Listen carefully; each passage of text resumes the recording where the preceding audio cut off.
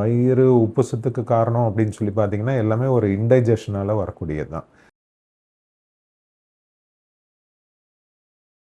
இந்த கேஸ் பார்த்தீங்கன்னா, வயித்துக்குள்ள இருக்கும்போது நெறைய வாட்டி வந்து ஸ்வாலோ பண்ற கேஸ் தான் நெறைய உள்ள போகும்.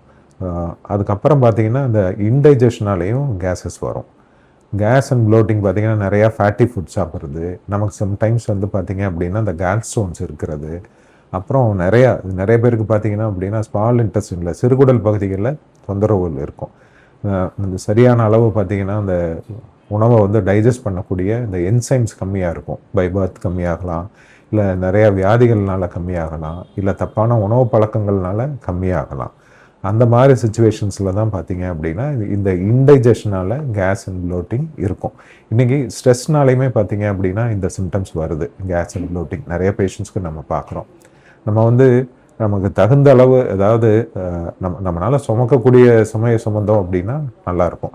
நிறையா சுமக்கக்கூடிய அளவு நிறையா சுமக்கக்கூடிய சூழ்நிலை வரும்போது தான் இந்த தொந்தரவுகள் வருது. இது வந்து ஸ்ட்ரெஸ்ஸுக்கும் ஃபிட் ஆகும். ஃபிசிக்கலாகவும் சரி, நம்ம மென்டலாகவும் பண்ணக்கூடிய ஸ்ட்ரெஸ்க்கு இது சூட் ஆகும். நம்மளால எவ்வளோ சுமக்க முடியுமோ அவ்வளோதான் சுமக்கணும். நமக்கு தெரியணும். நம்ம பார்த்தீங்க அப்படின்னா அதை பண்ணணும் இதை பண்ணணும்னு நிறையா வந்து மைண்டை ஸ்ட்ரெஸ் பண்ணிக்கிட்டு இல்லை ஃபிசிக்கலாக ஸ்ட்ரெஸ் பண்ணிட்டு போகும்போது அந்த மாதிரி சூழ்நிலையிலையும் கேஸ் அண்ட் ப்ளோட்டிங் வரும். இது ஒரு இன்டைரக்டாக நம்மளை அஃபெக்ட் பண்ணும்.